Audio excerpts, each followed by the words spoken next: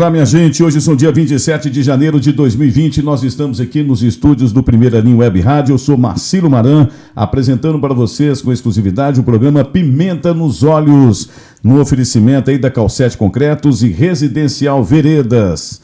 Nós queremos lembrar que nós estamos em todas as redes sociais, através do Sistema Primeira Linha, através do nosso site, do nosso canal do YouTube, no Facebook, no Instagram, enfim, em todas as redes que compõem o nosso Sistema Primeira Linha, inclusive contando aí também com os diversos grupos de WhatsApp, nos compartilhamentos que nós temos aí dos nossos amigos. Nosso muito obrigado e vamos aí às principais pautas que confere aí nesse dia hoje, dia 27, que são aqueles assuntos que durante a semana estiveram aí, né, na audiência geral, principalmente nas redes sociais e, por que não dizer também, em todas as redes de televisão e comentaristas. Nós vamos falar aqui da cidade de Sete Lagoas, da nossa região, do nosso estado, do Brasil e do mundo, com muita pauta aí, polêmica, muita pauta interessante, e nós vamos começar abordando aí sobre uma pauta que diz respeito à cidade de Sete Lagoas. Pois é, Sete Lagoas pode faltar água. Atenção para vocês aí que estão ligados, vocês de Sete Lagoas pode faltar água. Nós temos aqui uma matéria assinada pelo Renato Alexandre, da comunicação da Prefeitura de Sete Lagoas. Diz o seguinte: cheio do Rio das Velhas paralisa a operação da ETA e consumidores devem economizar água. Prestem atenção. As fortes chuvas dos últimos dias provocaram uma grande cheia no Rio das Velhas e a paralisação da operação da ETA, que é responsável pela captação e tratamento de água que abastece boa parte de Sete Lagoas. O Rio das Velhas subiu mais de 13 metros e na manhã deste domingo, dia 26, o prefeito Duílio de Castro esteve na área de bombeamento para monitorar a situação. Ele foi acompanhado pelo diretor-presidente do SAI, Antônio Garcia Maciel, e ficou constatada a gravidade dos fatos.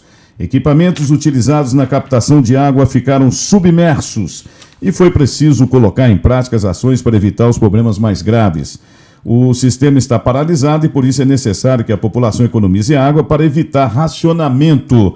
O rio subiu muito e a balsa que mantém a captação ficou totalmente submersa. É preciso gastar o mínimo possível de água, pelo menos nos próximos dias. Agora dependemos que o rio baixe seu nível para colocar a ETA em operação, comentou o prefeito de Sete Lagoas, Duílio de Castro. O prefeito também explicou que o SAI colocará caminhões no atendimento de situações consumidores em situação de emergência. Os serviços do SAI de Sete Lagoas podem ser solicitada pelo telefone 115. Veja bem, essa questão da subida aí do Rio das Velhas já era previsto. Nós estamos aí com volume aí que não tivemos, nos últimos anos não tivemos tal situação que se apresentou, e nós sabemos muito bem que muitas das consequências que nós temos aí da questão de pessoas que estão desabrigadas, de pessoas que perderam as suas casas, né, de pessoas que infelizmente até perderam suas vidas, entre animais, entre vegetações, nós sabemos que muitas das vezes o erro acaba sendo o erro humano. Muitas pessoas fazem suas construções ou têm assim o objetivo de suas moradas ao lado dos rios, em encostas proibidas, em muitos locais onde não deveria construir. Enfim, vocês têm que prestar muita atenção no que a Defesa Civil está passando de informações. Atendam imediatamente ao ser chamado pela Defesa Civil, ao ser constatado pela Defesa Civil, não só aqui de Sete Lagoas, como também do resto aí do país que sofre pelas chuvas, né? A gente costuma dizer que a Defesa Civil sabe o que faz, são treinados para isso. A chuva é uma bênção, não tem a menor dúvida. Nós não podemos maldizer a chuva, nós precisamos dela, nós precisamos que os nossos rios estejam cheios, os lençóis freáticos tenham bastante água. A água é necessária para as plantas, para os animais, enfim. Água é uma bênção, mas você tem que saber como tratar esses fenômenos da natureza. E se você, desviar o curso da natureza, com certeza desastres virão. E as cheias que hoje existem no Rio das Velhas é uma cheia já antiga, já aconteceu há muitos anos, e por que não dizer que as cidades também na nossa região estão sofrendo. É por isso que nós vamos falar agora de uma segunda pauta relacionada também a essa questão do Rio das Velhas, né? É a cidade mais afetada da região. Olha aí para vocês terem uma ideia nas imagens que eu estou colocando de fundo. Esta é uma imagem por cima da cidade, feita por drone, em cima da cidade de Jequitibá. localizada a poucos quilômetros, mais ou menos 40, 50 quilômetros aqui da cidade de Sete Lagoas. Jequitibá, mais uma vez, está sofrendo aí o caos causado aí pelo Rio das Velhas. Para vocês terem uma ideia, estou mostrando aqui no ponteiro, essa parte aqui é o Rio das Velhas, né? Aqui passa o Rio das Velhas, aqui está a cidade. Esse aqui é uma lagoa da cidade, e essa parte é a parte toda inundada. Então, o Rio das Velhas, mais uma vez, castigando e muito, né, aquela cidade de Jequitibá. E o jornal O Tempo, através do seu site, fez uma matéria muito interessante nesse final de semana, e vale a pena, né, rever essa matéria aqui para vocês. A matéria foi assinada por Franco Malheiro, lá do Tempo. A manchete é o seguinte: cerca de 70 famílias estão desalojadas em Jequitibá depois das fortes chuvas. A Defesa Civil monitora o nível do Rio das Velhas, que está a 60 centímetros de transbordar. Olha só que loucura. Cerca de 20 casas foram invadidas pelas águas das últimas chuvas e 70 famílias estão desalojadas em Jequitibá, cidade de pouco mais de 6 mil habitantes, na região central de Minas Gerais. A informação foi dada pelo prefeito do município, Humberto Reis. O Rio das Velhas, que corta a cidade, está a 60 centímetros de transbordar, e isso pioraria ainda mais a situação da cidade.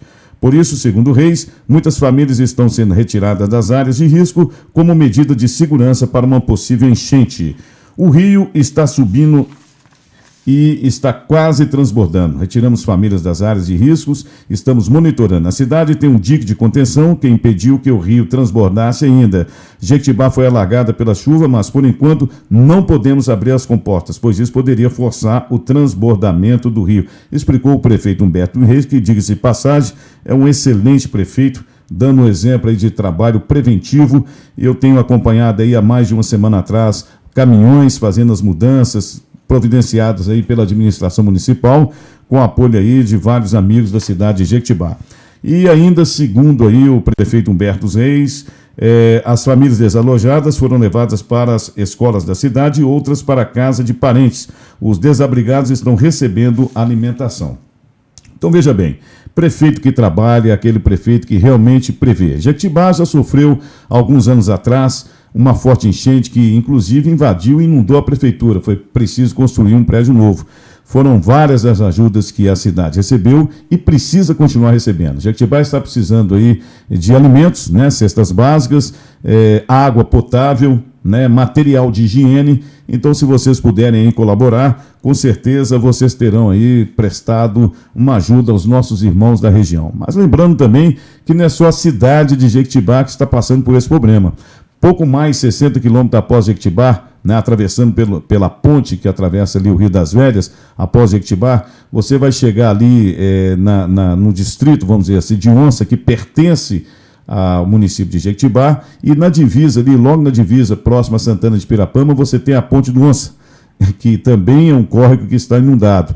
Logo mais na frente você tem a Ponte das Abelhas, mas aquela cidade de Santana de Pirapama é uma cidade atípica. Ela é o terceiro maior município de Minas Gerais. Para que vocês tenham uma ideia, Santana de Pirapama cabe em cerca de 3 municípios de Sete Lagoas, praticamente 3 municípios de Sete Lagoas dentro do município de Santana de Pirapama. Uma cidade com um pouco mais de 8 mil habitantes. Mas o município é imenso, são várias localidades. E pelas dificuldades que nós sabemos aí que a cidade de Santana de Pirapama está passando, nós perguntamos a uma pessoa que é ex-prefeito lá da cidade, hoje produtor rural, alguém que está sofrendo também com as consequências aí da invasão das águas lá no município de Santana de Pirapama, e ele vai nos dizer como é que está essa questão das cidades, né, dos municípios ou das localidades que pertencem aí a Santana de Pirapama. Nós estamos falando aí de Albertinho Tameirão, e ninguém melhor do que ele para nos passar as informações aí, passada hoje, inclusive, para nós, dia 27, sobre a situação real da cidade de Santana de Pirapama. Vamos ouvir aí o ex-prefeito Albertinho Tameirão e produtor rural. Boa tarde, Maran. Aqui quem fala é Albertinho Tameirão, produtor rural aqui de Santana de Pirapama. Eu quero te dizer, Maran, que o estrago aqui foi grande. Nós estamos aqui na beira do Rio das Velhas, onde todos os produtores rurais, inclusive eu, perdemos 90% de nossas lavouras, de nossas pastagens, e tivemos também aqueles que são mais ribeirinhos, tivemos que evacuar as coisas, implementos agrícolas, tirar motores, certo? Teve residências também invadidas pela água do Rio das Velhas. Então, a situação é muito crítica aqui para todos nós, produtores rurais, aqui da beira do Rio das Velhas. E lá no Cipó não foi diferente, certo? Foi aberto umas comportas de uma usina lá em Cardeal Mota e fez um estrago enorme no Cipó. O Rio Cipó encheu muito dessa vez, parece que foi uma enchente recorde, e a situação é que tem muita gente desabrigada, vamos dizer assim, lá na localidade de São José das Cachoeiras, Retiro dos Mendes, Coberto Pequeno, Ponte do Cristal, dentre outras localidades da beira do Rio Cipó, que percorre muitos quilômetros aqui no município de Santana de Ibirapama. Inclusive o distrito de Fechados hoje está interditado porque a ponte do Nagipe, né, que dá acessibilidade ao Inhames, que é distrito de Fechados, deve ter ido embora. As águas ainda não baixaram, mas aquela ponte de madeira, ela deve ter ido embora. Não sabemos até o momento se foi feito um decreto de emergência ou um decreto aí de calamidade pública por parte do governo municipal, mas a situação é que amanhã nós estaremos avaliando melhor a situação aqui na beira do Rio Cipó e na beira do Rio das Velhas para passar para você aí um fato concreto do que ocorre aqui no município de Santana de Ibirapama, com a máxima cheia do Rio Cipó e do Rio das Velhas. Por enquanto, Mara, não temos mais nada a tratar, não sei o que está acontecendo por parte do poder público, e é isso que eu tenho a dizer. Amanhã eu posso te falar mais novidades. Ok, nós ouvimos, portanto, aí Albertinho Tameirão, produtor rural. Então, como vocês puderam observar, a situação também da cidade de Santana de Ibirapama está calamitosa.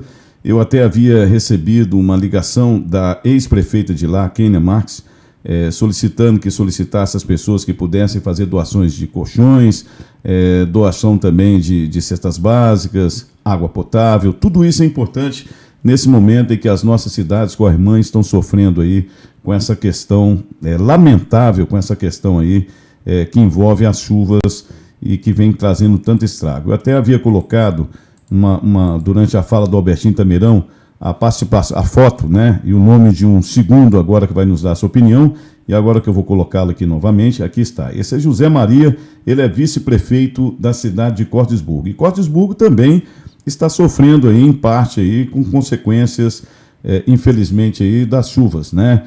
E o vice-prefeito José Maria, por sinal, uma pessoa super atuante lá na cidade de Cordesburgo, alguém que tem uma sensibilidade incrível no tratamento com as pessoas, alguém que com certeza, mesmo quando vereador e mais agora ainda como vice-prefeito, e mesmo antes de ser um político na cidade, sempre auxiliou as pessoas daquela cidade. Eu perguntei a ele me mandou ainda hoje a situação real lá da cidade de Cordesburgo. Então vamos ouvir aí o Zé Maria, vice-prefeito da cidade de Cordesburgo. Como é que está a situação de Cordesburgo? Vamos lá, Zé Maria. Boa tarde, meu amigo Marcílio Maran, tudo bem? Aqui quem fala é o vice-prefeito de Cordesburgo, José Maria do Perpétuo Socorro. Estou passando para avisar que tivemos aqui uma forte chuva no final de semana, próximo passado, onde ficaram mais ou menos umas 20 a 25 famílias desabrigadas, não só aqui, mas também na zona rural, né? Estragou muitas casas, muitos móveis, né? Então a gente está passando para pedir ajuda com alimentação, produto de limpeza, né? Bens materiais também, que foram móveis, né? Mas a gente não tem um levantamento ainda dos móveis que perderam, mas onde passou, perdeu tudo, né? Então a gente pede aos amigos vizinhos aí de Sete Lagoas, sabemos que todos vocês estão muito solidários com as pessoas, né? Como Cordisburgo também, que todo mundo prestaram a maior solidariedade aqui com todos. Graças a Deus, todo mundo estendeu a mão aqui, ajudar no resgate, cesta básica, enfim. Mas só que ainda precisa de muita coisa, sabe? Então aqui foi muito, muito difícil para as famílias, né? Teve gente que perdeu tudo, não tem casa mais para morar.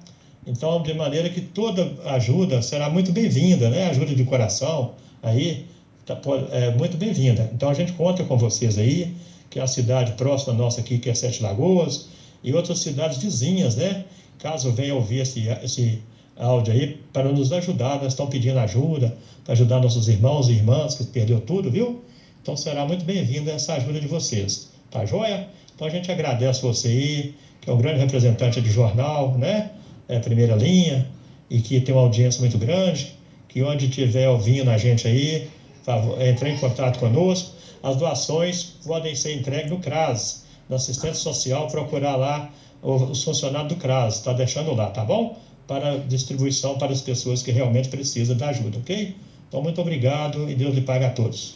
Pois é, essa foi, portanto, a participação de José Maria, ele que é vice-prefeito da cidade de Cordisburgo, e logicamente deixando também aí, infelizmente, o drama que também vive a cidade de Cordisburgo. Nós estamos sabendo que lá do lado também Araçaí sofreu algumas consequências, também na cidade de Baldim, o correspondente de Nascimento ainda na gravação desse nosso programa não conseguiu mandar a tempo aí o seu áudio. Na próxima semana nós daremos aí mais um relatório de demais cidades da região, Baldim, entre outras cidades que circundam aqui Sete Lagoas, para nós termos aí uma ideia do que se passa. E ainda o tema, dentro desse tema aí, que logicamente é o tema relacionado a essa situação das chuvas que afetam não só Sete Lagoas como nossa região, nós vamos passar aí para a nossa pauta estadual.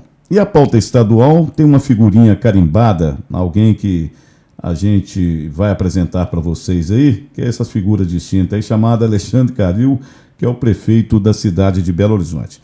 E tem uma matéria que nós fazemos questão de passar também, que é do site também do jornal O Tempo, que foi publicada hoje, por Lucas Henrique Gomes. Então nós vamos aí ler a matéria publicada no jornal O Tempo, Lucas Henrique Gomes, jornalista, que diz o seguinte: Calil se diz envergonhado e pede desculpas, mas afirma que não é culpado. Veja só, prestem atenção. O prefeito afirma que em desastres não há responsabilidades e ressalta que a cidade precisa de força-tarefa permanente. Bom, a matéria do Lucas fala o seguinte: o prefeito de Belo Horizonte, Alexandre Calil, do PSD, visitou na manhã desse sábado, dia 25, a Vila Bernadette, na região do Barreiro, onde 9 pessoas ficaram soterradas. 2 mortes foram confirmadas. Ele pediu desculpas aos moradores e disse que sentiu envergonhado quando chegou ao local e foi criticado por moradores. É lógico que ele ia ser criticado. Aí ele diz o seguinte, o Calil: eu tenho vergonha na minha cara, recebo crítica na mesma forma que recebo aplauso. Peço desculpas, sou um cara indignado, trabalho feito cavalo e trabalho pra gente.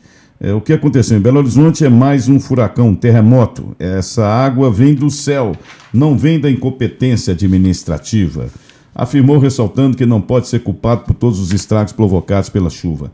Não acabou, ainda temos problemas, mas não sou herói de assumir o que não é culpa minha. Em desastres não há responsabilidades. Uma área de 50 anos estabilizada e agora acontece uma coisa dessa, completou. Bom, veja, presta atenção nas afirmações dele nessa matéria do Tempo. Segundo ele, uma máquina chegou ao local para auxiliar os trabalhos, mas a situação do solo dificulta o trabalho dos bombeiros. Se os bombeiros entrarem, podem ser soterrados. Nunca imaginei que uma terra pudesse estar tão molhada. Eu peço desculpas. Eu acho, sinceramente, nesse caso aqui, especificamente, a chuva veio do céu. Ele continua acusando lá em cima. É óbvio que a chuva vem do céu, né, senhor Calil? Calil diz que o município tem a maior equipe já montada. Segundo ele, a Defesa Civil registrou 500 chamados atendidos de acordo com a criticidade e a cronologia. Nem se colocasse toda a Defesa Civil de Minas Gerais ia dar jeito. Acontece que trincou e desabou. Tem que sair de casa, disse o prefeito. De acordo com ele, 50 famílias foram removidas. E terminando aqui, o prefeito Calil destacou a importância da autopreservação e a colaboração da comunidade. Agora é hora de alertar a população, a Defesa Civil não pode entrar na cidade de todo mundo. Afirmou, destacando que a cidade precisa de uma força-tarefa permanente. O plano diretor, que o empresário bateu e gritou, serve para que isso não aconteça mais. Bom, nós vamos lembrar aqui, né, um fato interessante. Nessa matéria publicada hoje pelo jornal Tempo, o senhor Calil afirma que ele não tem culpa de nada, que a culpa vem do céu, só faltou ele, né, que é uma pessoa que tantas vezes já ofendeu o sagrado, vai dizer, ó, Deus é culpado. Né? Eu não sou culpado, não. O culpado é Deus. Quer dizer, o administrador, quando está administrando uma cidade, ele não é culpado por prever nada. Porque, na verdade, ele não preveu. O Calil, na minha opinião, é um completo incompetente que existe aí na nossa capital, em Belo Horizonte.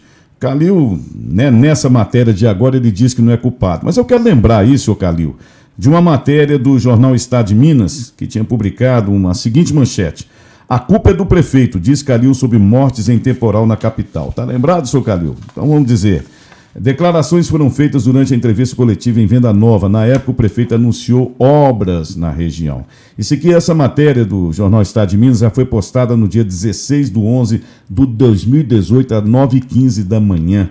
E ela diz o seguinte... Em poucas palavras, né, resumidamente, ela diz o seguinte: o prefeito Calil de Belo Horizonte, do PHS, disse na manhã desta sexta-feira que a responsabilidade das mortes no temporal desta quinta-feira é dele. Declaração do Calil. A responsabilidade é do prefeito. Ele é o culpado por tudo que acontece aqui. Estou muito triste e despreparado para a morte. Não, se você está despreparado é para tudo, Calil. Mas vamos continuar. Afirmou durante a entrevista coletiva na Avenida Vilarinho, onde mãe e filha morreram ontem, naquela data, né, no dia anterior a essa matéria, afogadas dentro de um carro. Uma jovem de 16 anos ficou desaparecida, depois foi sugada por um bueiro, né, e teve a tampa levada pela força do temporal. Bom, veja bem, esse é o caso do Alexandre Calil. Em 2018, quando aconteceu uma tragédia por chuvas, ele disse que ele era o culpado e assumiu a responsabilidade. O tempo passou, eu acho que ele aprendeu um pouco mais como ser político, da forma como ele sabe fazer política mesmo, desumana, né, e hipócrita. O senhor Calil, então, agora já afirma o contrário. Naquela época ele era o culpado, agora ele não é mais culpado. Nós estamos aí no término do seu 4º mandato, senhor Calil, e muitas das situações das quais o senhor poderia ter dado um jeito, porque a natureza, ela é sábia. Vou repetir, nós precisamos da chuva. A chuva é uma necessidade, não tem a menor dúvida, o senhor tem que entender isso. A chuva é necessária e, logicamente, Belo Horizonte foi feita de uma forma desordenada, cresceu de forma desordenada e nós não tivemos nenhum político até hoje, como prefeito de Belo Horizonte, e muito menos governador do estado, que pudesse atentar para esse gravíssimo problema, principalmente o prefeito, que é a responsabilidade do prefeito, né? Atentar-se aos gravíssimos problemas que existem na capital de invasões, de terrenos baldios, à beira de córregos, de terrenos em ribanceiras, enfim. A Defesa Civil, eu quero acreditar, de Belo Horizonte, que até faz um trabalho perfeito, mas se não houver a verdadeira boa vontade política, meu amigo, durante os anos em que você foi prefeito, por exemplo, as coisas não acontecem. Em 2018 houveram mortes.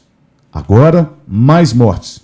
Primeiro o senhor assumiu a culpa. Agora o senhor não assume mais a culpa. E eu posso até entender por que o senhor não assume a culpa. Entender no sentido de saber o que está dizendo. Nós estamos num ano de eleição, né? E o senhor, logicamente, quer se manter no poder. Agora resta aí a população da cidade de Belo Horizonte saber se realmente vai querer o senhor. Porque os seus feitos já são conhecidos. Principalmente, senhor Calil, contra o sagrado, onde o senhor é mestre para poder deixar a culpa em cima do sagrado e menosprezar o sagrado. Está lembrado das suas ações? Pois é. E agora o senhor coloca a culpa em quem? Os céus, né? Na natureza. Tudo bem, choveu, o senhor não está com a chavinha da torneira para abrir ou fechar, mas o senhor tem a chavinha da cidade para fazer as coisas acontecer. E o senhor não está fazendo absolutamente nada. Nós estamos tristes de prefeito na nossa capital. Falo que eu sou mineiro e a nossa capital. Então, infelizmente, temos aí o senhor como prefeito. Ainda bem que eu voto em Sete Lagoas, não tive o desprazer de votar no senhor, que era um erro que eu ia cometer, pode ter certeza. Na sua campanha, nas suas falas, eu dizia, Calil vai ganhar a eleição. Eu sabia que o senhor ia ganhar, mas quem vê cara não vê coração. E hoje nós temos aí essa figura distinta que é o senhor Calil, né? Como sendo prefeito da nossa capital. Mas não vai ficar só na minha opinião, não. Nós temos aqui opinião também do nosso comentarista Cláudio Matias, lá de Belo Horizonte, que mais uma vez participa conosco, e ele também tem a sua versão, né, o que ele pensa sobre o que está acontecendo em Belo Horizonte. Vamos lá, Cláudio.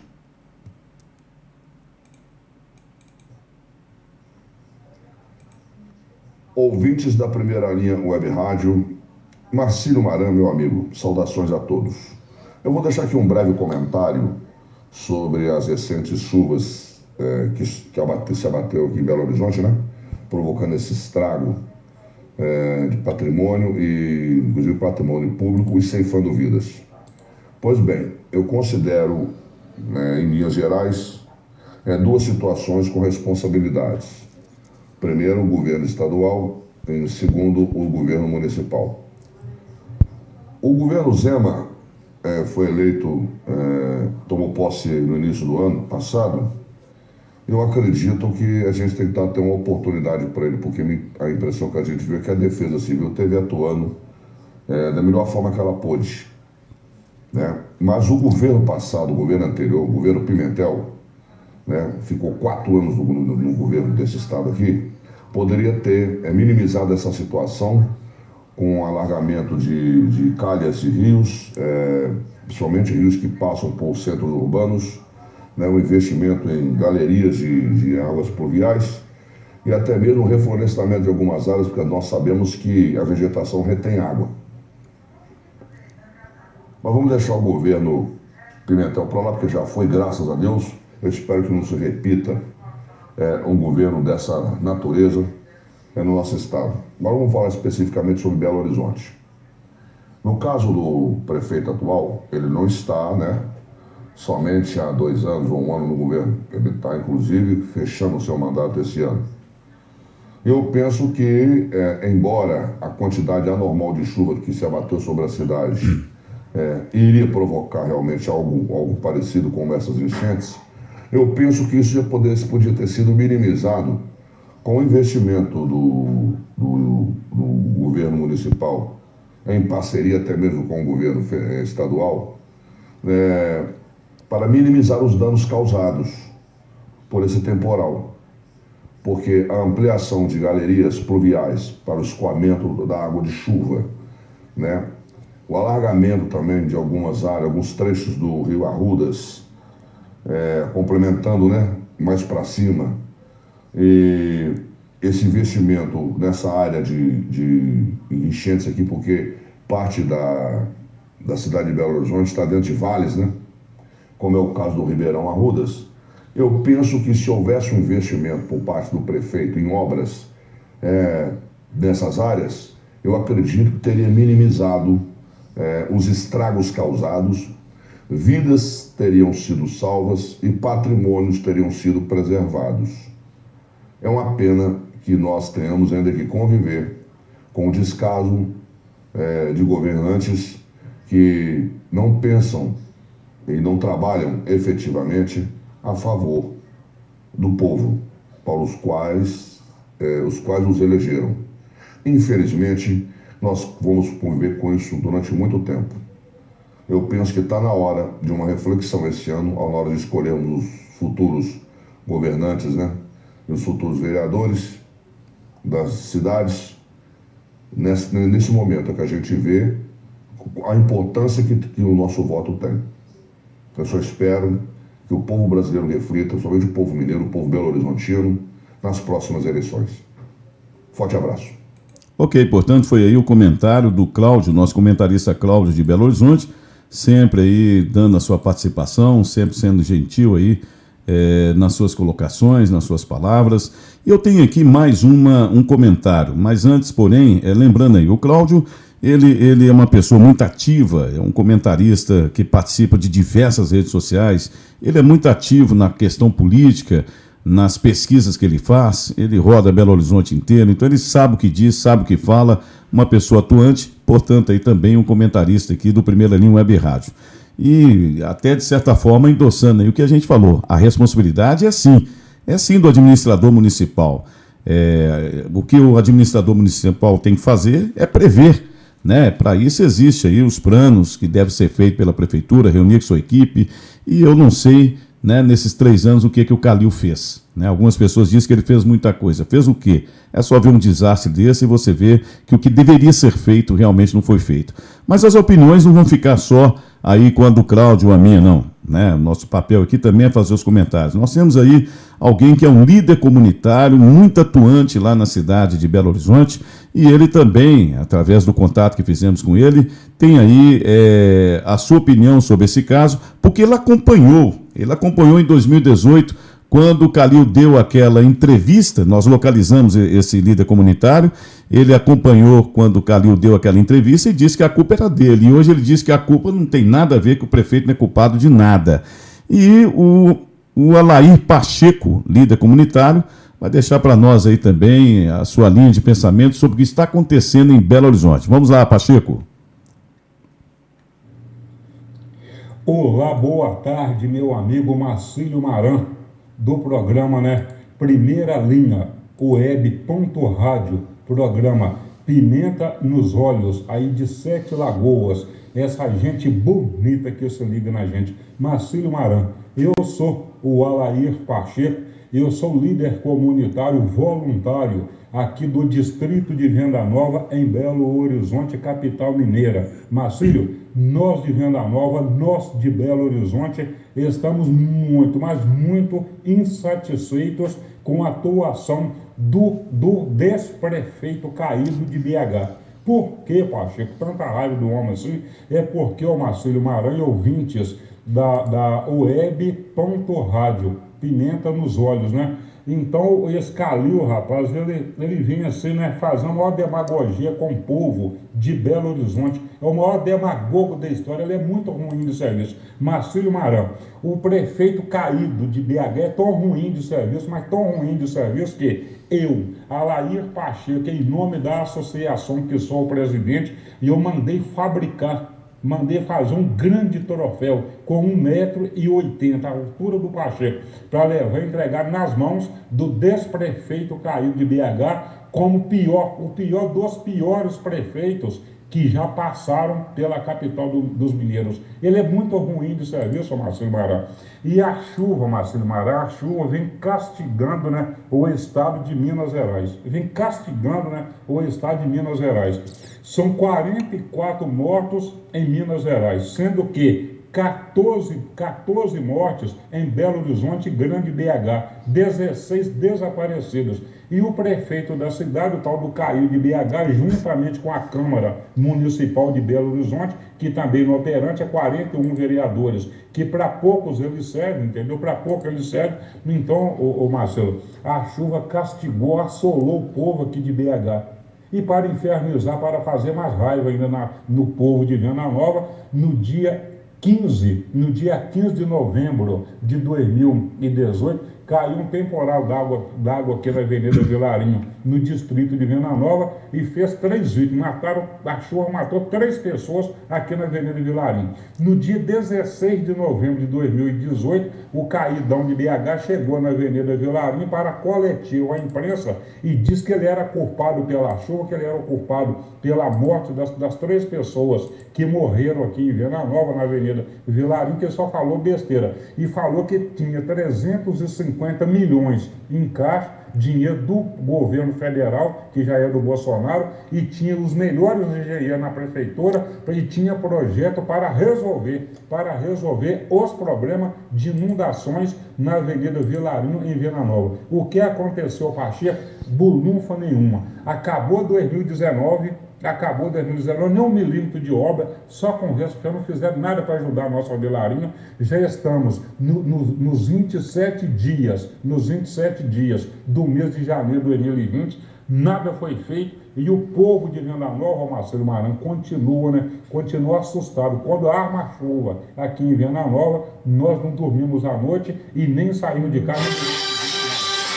Olha só que loucura. Então, portanto, o Pacheco, que esteve presente lá, veja só os dados que ele está passando. Houve uma promessa do prefeito, promessas não cumpridas. Naquela época tinha assumido aquelas mortes, como eu havia dito aqui na matéria que eu li do Tempo. Dessa vez agora ele não assume as mortes. A entrevista dele continua. Deixa eu ver aqui o que fala o Pacheco ainda na nossa na nossa abordagem. E continuando o nosso caso aqui, Marcelo Marão, o Alair Pacheco continuou falando que nós estamos de pés e mãos atadas. O governador do estado de Minas Gerais é um frouxo, é um conversador fiado. Ainda bem que não votei nele. Ainda bem que o Alair Pacheco, líder comunitário aqui de Venda Nova, não votou no atual governador. E pegou Minas Gerais quebrada, pegou Minas Gerais saqueada, roubada, mas continua na mesma conversa fiada. Na mesma conversa fiada, e Belo Horizonte não é diferente. Tem um desprefeito aqui caído, demagogo, idiota, encantador de jegue, encantador de mula sem cabeça, não tem um só trabalho prestado à cidade e vai levando o povo na enganação, se bem que tem pessoas que gostam de ser enganado, né? Mas é muito complicado aqui em BH, não tem uma saúde aqui, tá ruim, os postos de saúde em BH não tem médico, não tem remédio, não tem quase que nada, as ruas estão no meio do buraco, aqui tá difícil, tá complicado aqui, Marcelo Marão, e para acabar de infernizar a vida do povo, né? O Caí de BH, ele conseguiu fazer parceria com a tal de BHIP para trocar lâmpada de vapor de sódio por lâmpada de LED aqui em Belo Horizonte. São 180 mil lâmpadas. O que ele fez, Pacheco? Escureceu. O Caí de BH, a Prefeitura Municipal de Belo Horizonte, mais a BHIP juntas escureceram, fizeram um apagão aqui no bairro Mantiqueira. São 132 ruas, 20 e tantas mil lâmpadas, 4.500 lâmpadas tem aqui no bairro Mantiqueira, toda escura, muito ruim, o Marcelo Marão. Aqui em BH não está muito diferente no Sete Lagoas, não está faltando político que tem impulso, que tem responsabilidade de servir e bem a nossa comunidade. E quem falou tudo isso foi eu, Alair Pacheco, o qual está sempre a serviço do povo. Sempre, e sem prefeito e sem vereadores na capital mineira. Boa tarde. Pois é, foi importante aí a participação do Alair Pacheco, líder comunitário lá em Venda Nova, em Belo Horizonte. Ele que, vou repetir, presenciou aí a presença desse prefeito de BH, que é o Calil, Alexandre Calil, né? Ele que presenciou a promessa do Calil quando houve aquela tragédia lá em Belo Horizonte. E agora o Pacheco dando aí, portanto, aí a sua opinião e dizendo o que se passa realmente na nossa capital. Aquilo que eu falo, né? Cada eleição é uma oportunidade que as pessoas têm de mudar os destinos, seja da sua cidade, seja do seu estado, ou seja do país. Eu, particularmente, volto a dizer, a nível de Brasil, acredito que nós demos um passo certo. A nível de Minas, eu acredito que estamos em meio passo certo, até porque o governador, eu tenho que dizer o que é verdade, né? A César o que é de César, ele pegou um estado quebrado, né? Então o governador está tentando colocar alguma coisa em ordem, mas cada qual tem aí a sua opinião. Pacheco aí também tem a sua opinião e a gente deixa livre que aqueles que participam conosco nos seus comentários em nosso programa. Agora, quanto ao Alexandre Calil, desde o início do governo dele como prefeito de Belo Horizonte, já era esperado que fosse essa tragédia, e essa tragédia, se acontecer, aconteceu de novo, e nesse ano de eleição eu quero ver qual vai ser a desculpa dele, ou qual vai ser a providência que ele vai tomar. Com certeza vai dizer que, caso seja reeleito, no caso dele ser novamente candidato, que ele vai iniciar as obras no ano que vem. Porque em período eleitoral você sabe que grandes obras, como são necessárias, não serão iniciadas. Será mais um canto da sereia para cima aí, logicamente, do povo de Belo Horizonte. Vocês fiquem atentos, é um ano de eleição, prestem muita atenção em quem vocês vão colocar aí, logicamente, para gerir os destinos do nosso estado de Minas Gerais, principalmente da nossa cidade, da nossa capital, que é a nossa querida Belo Horizonte. Portanto, vamos dando sequência aí à nossa pauta, vamos passar agora para a pauta nacional. E na pauta nacional nós temos aí, como de fato vocês já estão acompanhando, essa grandíssima viagem do presidente Jair Bolsonaro à Índia e os resultados fabulosos, né? Eu li uma matéria extraordinária, gostei muito dessa matéria extraordinária no site Suno Notícias, assinado pelo Carlo Cauti. Ele diz o seguinte: Brasil e Índia alcançam acordo para dobrar o comércio bilateral. Preste atenção, vou repetir.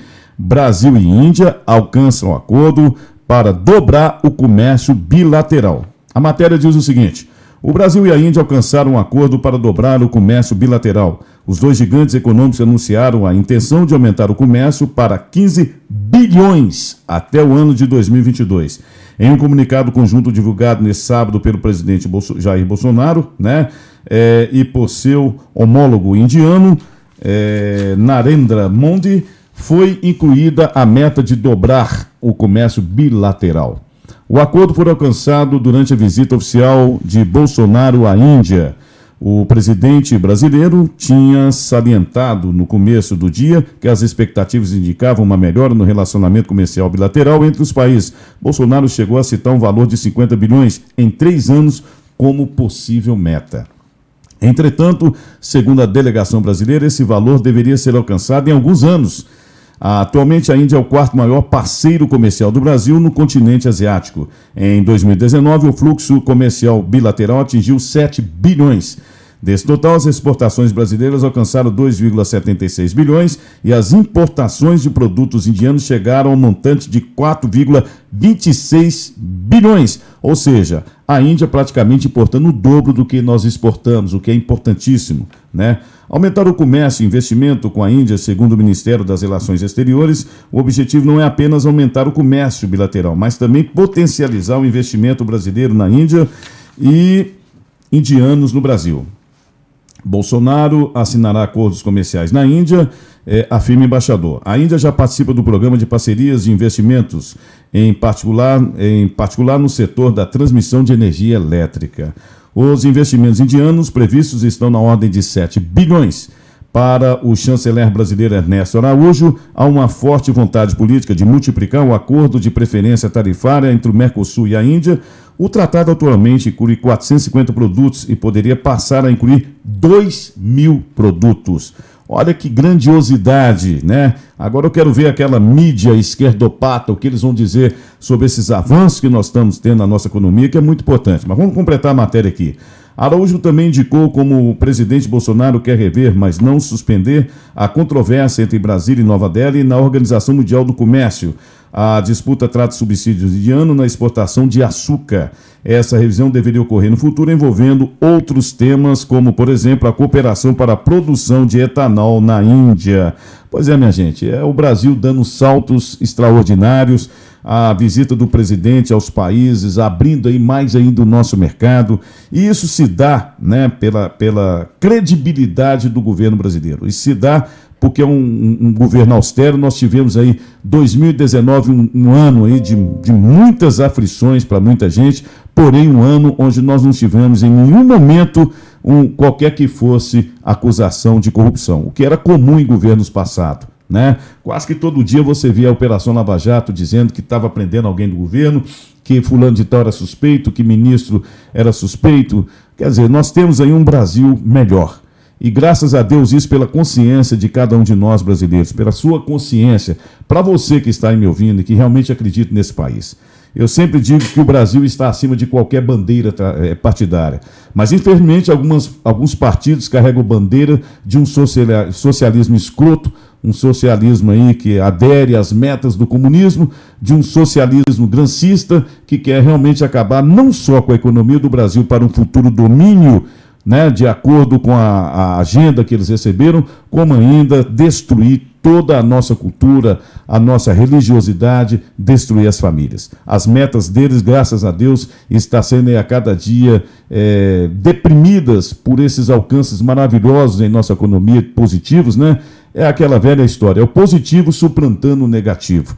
Nós devemos sempre ter a mente aberta para o nosso futuro, a mente aberta para termos aí um Brasil melhor. E é isso que nós estamos vivenciando no governo federal e, com a graça de Deus, futuramente poderemos vivenciar isso em todo o nosso Brasil. Só depende de cada um de nós brasileiros votarmos nas pessoas certas nas próximas eleições, inclusive para esse ano agora de 2020, que será eleição para prefeitos e vereadores. Muito importante, analisem bastante o seu voto.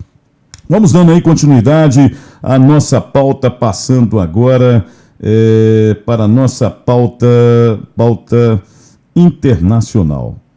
Vamos passar para a nossa pauta internacional e o que nós vamos falar agora é de algo extremamente triste, preocupante, partindo aí da China, país mais populoso do mundo, 1/3 da humanidade vive naquele país.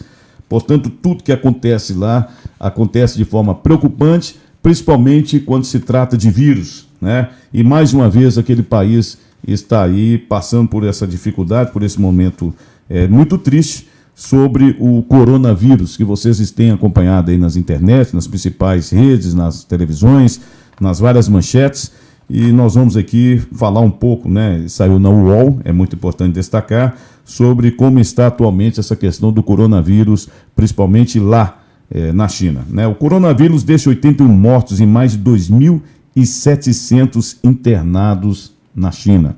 Olha que tristeza. O número de mortos pelo coronavírus subiu hoje para 81 na China. Já o número de casos de pacientes infectados atingiu 2.744, fazendo com que o país prolongasse por 3 dias as férias do ano novo para adiar o grande fluxo nos transportes e reduzir o risco de propagação da doença. Grandes empresas fecharam as portas e disseram aos funcionários para trabalhar de casa, né? O primeiro-ministro chinês Li Keqiang chegou hoje à região de quarentena de Wuhan, epicentro da epidemia, 4 dias após o anúncio de quarentena na cidade. Essa é a primeira visita de uma autoridade ao regime comunista à região desde o surgimento da epidemia em dezembro. Em 24 horas, os casos suspeitos duplicaram e alcançaram quase 6 mil. Então, infelizmente, é preocupante, né?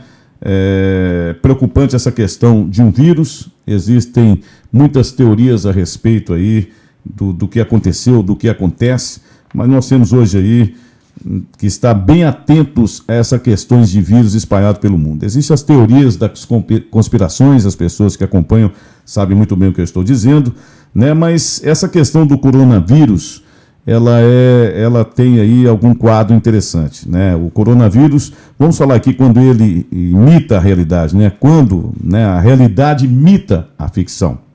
Isso é muito interessante. É uma matéria aí do Marcelo Heiler Sanches. Ele publicou essa matéria, Coronavírus, quando a realidade imita a ficção.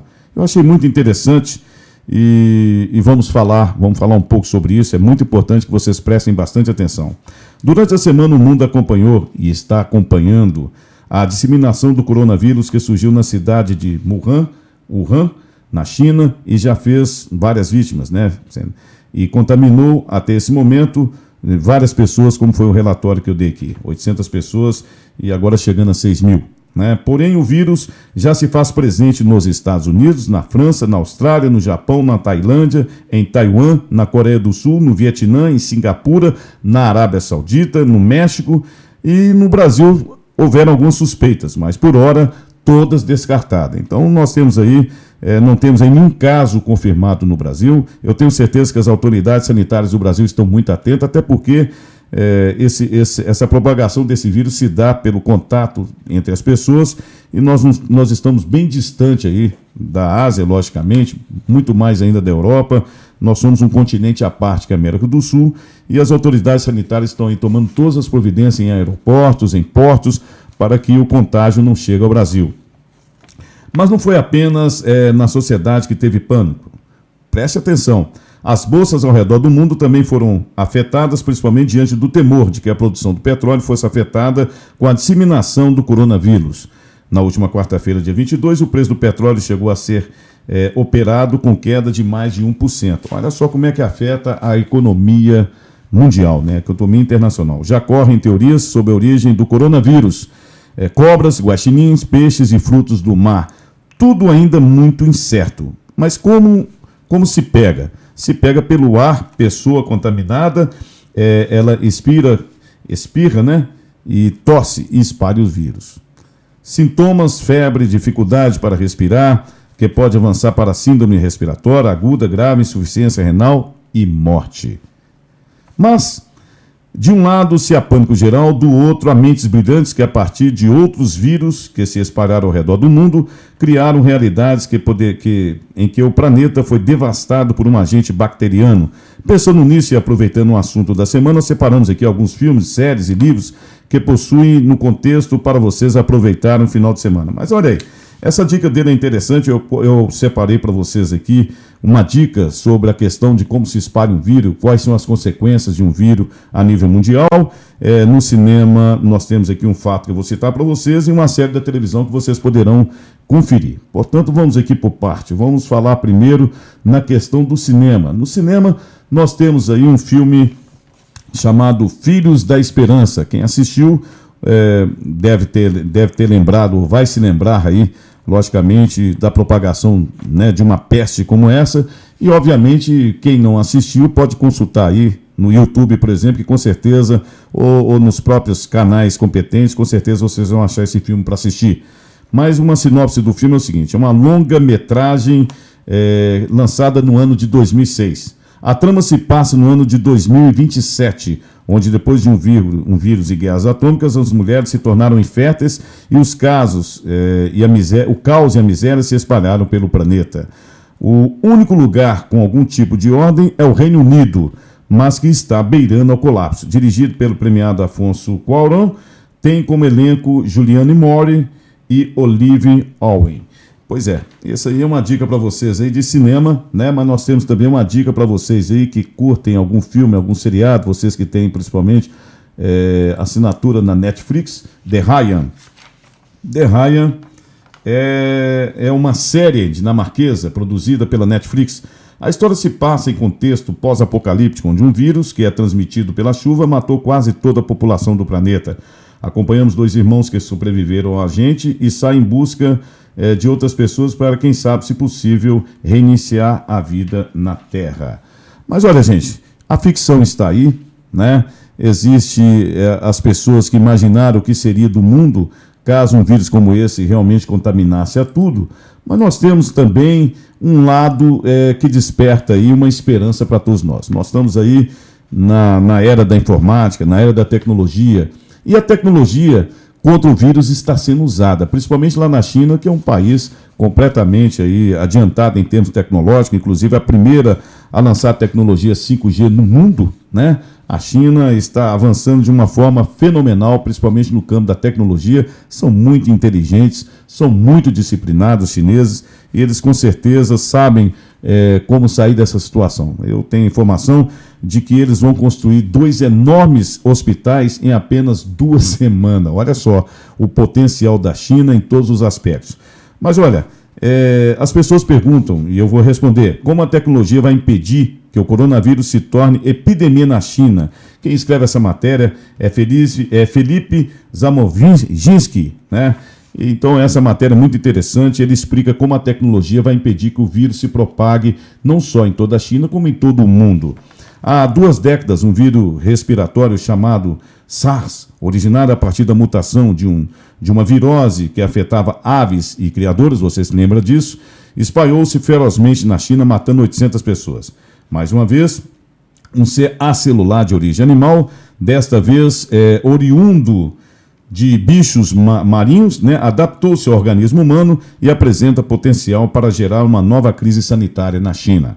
Segundo o relatório publicado pela Universidade de Georgetown, nos Estados Unidos, a recente ameaça, no entanto, deve a um desfecho bem menos agressivo que aquela crise vivida nos anos 2000.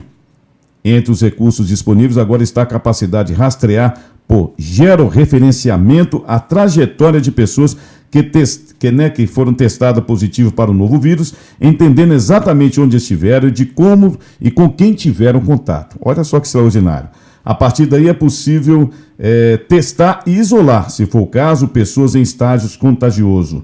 Aplicações de inteligência artificial também projetaram deslocamentos de pessoas que vivem em áreas de maior índice de infecção, como Wuhan, no interior da China, e emitem alertas sobre destinos sensíveis que devem ser monitorados. Sabe-se, por exemplo, que mais de 8 mil moradores de Wuhan estão viajando para os Estados Unidos, no Canadá, nesse feriadão do Ano Novo Lunar Chinês, né?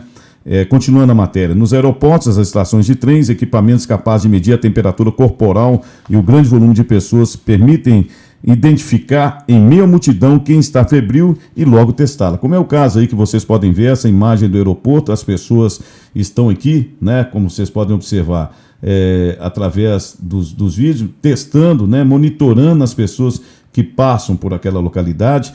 Olha só como a tecnologia está ajudando aí a combater essa grande praga. O diagnóstico correto, aliás, é uma possibilidade tecnológica recente. Há 20 anos, identificar com certeza a infecção por SARS em um paciente levava uma semana. Atualmente, testes de sangue são capazes de encontrar traços de DNA do novo vírus em uma pessoa suspeita de estar contaminada em menos de uma hora. Na China, no entanto, a principal razão de otimismo da população para enfrentar essa crise é o fato de Pequim agir agora com transparência. Na crise dos anos 2000, o governo central tentou esconder a crise, o que só piorou as chances de controlar a epidemia. Agora, as informações circulam livremente, pela internet, e todos sabem onde devem ir e o que não devem comer. Vamos resumindo aqui, a matéria diz o seguinte: nos fóruns de internet de serviços como Baidu e Weibo, no entanto, grazam teorias conspiratórias. É aquilo que eu te falei para vocês das teorias da conspiração.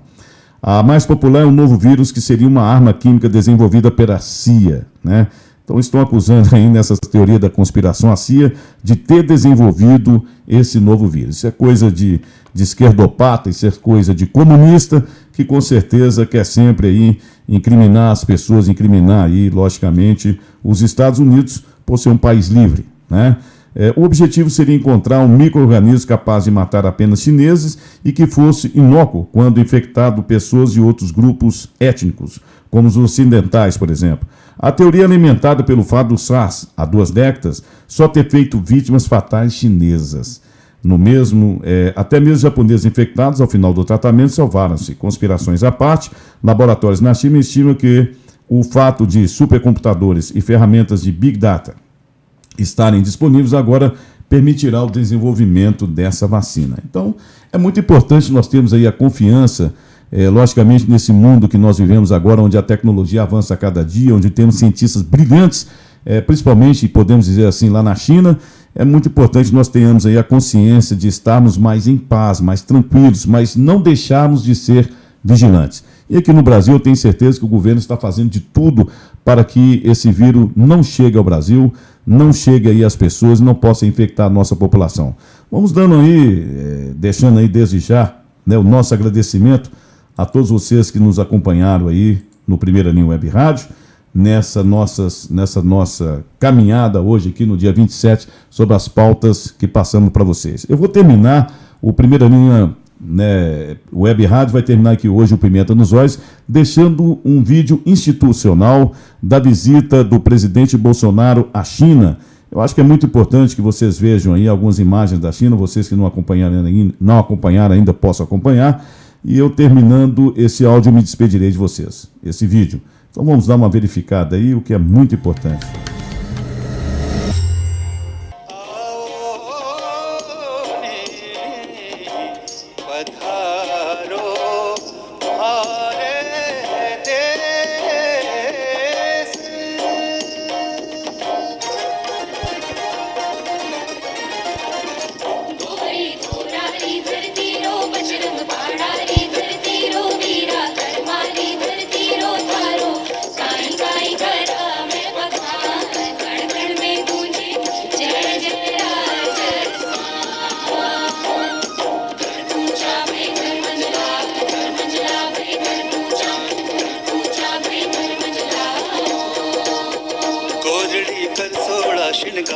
चाली पानी ने पणिया कोरड़ी कर सोड़ा शिनगा के चाली पानी ने पणिया चाली पानी ने पणिया चाली पानी ने पणिया दसों दिशाओं में गूंजी है वीरारो गुणगान जयपुर में आमेर भवानी जो दानो मंडोर थारी गणना में खोला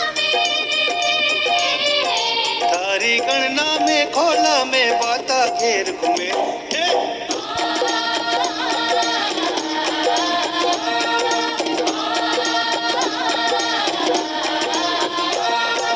आबू छतर है तोशी मारो रक्षक जैसलमेर थारी गणना में खोला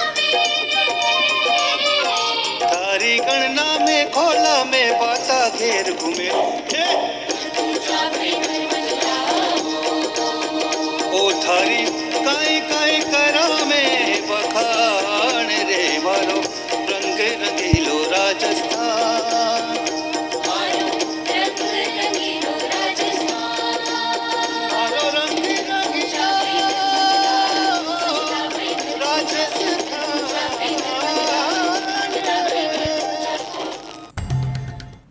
Pois é, meus amigos, portanto, nós assistimos a esse vídeo institucional da visita do presidente Bolsonaro à Índia. Queremos deixar aqui a todos vocês que estiveram conosco até agora, nosso muito obrigado. Compartilhe esse vídeo aos seus amigos, compartilhe em todas as suas redes.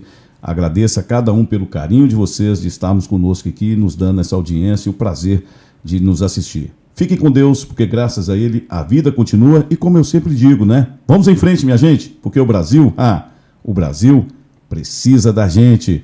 Forte abraço.